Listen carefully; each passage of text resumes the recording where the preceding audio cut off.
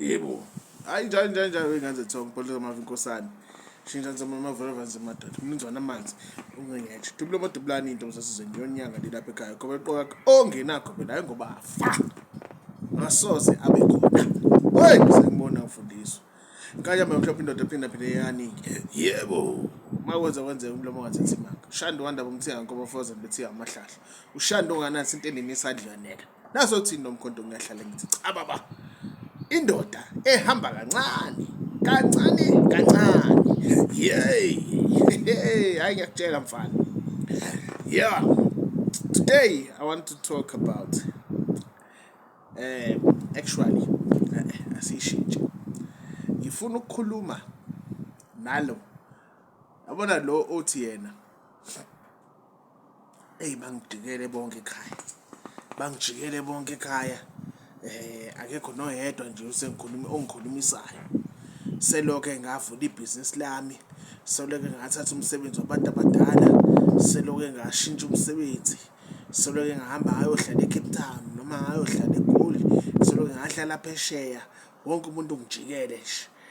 Abasangifoneli, abasangimemi wabe nemicimbi. Benza noma yini kanjani. Ngifuna ukukhuluma naloyo muntu ke namhlanje. Hayi bangenza ngathi ngiyintandane nani. Hey, ungabi namsebenzi naleyo nto. Ungabi namsebenzi naleyo nto. Ungabi namsebenzi naleyo nto. Ungabi namsebenzi naleyo nto. Zikhonkotha ehambayo. Isizulu leso. Zikhonkothe njani? Ehambayo. Ayeke bayihlanyise bodwa nani. Wena ulokhu uqhubeke wenzeka nje. Bethi bekuthumela ngezinto ngala. Uqhubeke wenza izinto zakho ngala. Yabona lento yokuthumela izinto kumuntu isebenza kanje. Nangu wena. Ngizwa ngithini? Uwelo. Nakubona.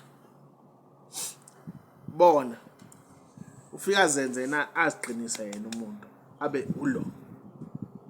Ebese la around ilezi zinto zabo lezi. Zenzela ukuthi wena mawushaya into engathi impinda ibuye la kubona. Iqala ishaye lamasosha abo ingafinyeleli kubona. Lalela ke. Nawe yabona ke mawuthola umuntu oyazi indaba yakhe. Nawe basithi silungise yakhe indaba. Nawe angabe ukuthi uwe nje kuphela nani. Nawe kunesimo sento sengathi yamasosha ongaphinde uyivuselele ngakuwe. Ngizwa ngithini? Ithi mayithunyelwa la ithola umuntu ongangayo. Ithi zangala tholana nempilo ayithutha. Ithi azothi hayi ngeke lo muntu ashayeki yini nani. Ngoba ithi lento bethi bayikhanda nani anti nawe nento yakho la isivikelo. Isivikelo ezofinyelela kulento yabo. Zitholane kanje. Ebese kuyacaca. Khumbule kubalekile ukuzazi ukuthi uzalo ubani. Kubalekile ukuzazi ukuthi uzalo ubani. Kubalekile futhi nokwazi ukuxhumana nabantu ababhekene nawe. Ababhekene nawe kubalekile ukubazi. Kubalekile futhi ukwazi ukubika. Bethi behamba bayohlanza imbuzi lapha becela ukuthi hayi mhlatheleni. Kade wena uyibikile le nto. Kudala ukhulumile abantu bakini. Kudala ushilo nani. Bethi bayawenza lo msebenzi. Bethi bakukhanyisa izibani ziyakhanya vele zakho ngala. Khona indlela yokuzenza lezi zinto. Wake up. Akuxhumane nabantu bakini ngokweqiniso. Ubeze ukuthi bathini. Xhumane nezingilozi zakho. Okuyibuza umbuzo wodwa. Yindaba